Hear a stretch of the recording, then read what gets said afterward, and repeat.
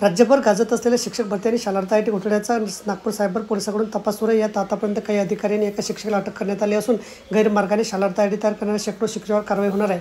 सन 2014च्या शिक्षक भरतीला मान्यता देणाऱ्या शासन निर्णयाचा गैरफायदा घेत गणित, इंग्रजी आणि विज्ञान विषयाच्या शिक्षकांची गैरमार्गाने भरती करण्यात आली।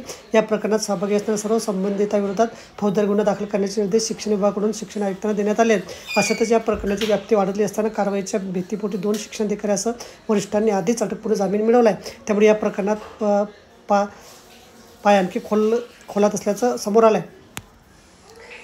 नागपूर सायबर पोलिसांनी 4000 शिक्षक व शिक्षकेतर कर्मचाऱ्यांचा डेटा चेक केला। त्यात सायबर पोलिसांच्या तपासात 540 शिक्षक व शिक्षकेतर कर्मचाऱ्यांचे शालार्थ आय डी संबंधित शिक्षक व शिक्षकेतर कर्मचारी नोकरीवर नसताना पगार उचलत असल्याचं धक्कादायक सत्य पुढे आले। Cyber police 540 I D name असलेल्या शिक्षकेतर कर्मचाऱ्यांचा शोध घेण्यासाठी त्या नावाने नोटीस बजावली आहे। सोबतच यात संबंधित संस्था संचालकांना नोटीस बोलावून चौकशीला बोलण्यात येणार असल्याचं नागपूर सायबर पोलीसचे प्रमुख लोहित गतानी यांनी सांगितले। सध्या शिक्षक भरती घोटाळ्यात आतापर्यंत 6 आरोपींना अटक करण्यात आली असून पोलीस तपासात अनेक धक्कादायक खुलावे होण्याची शक्यता आहे।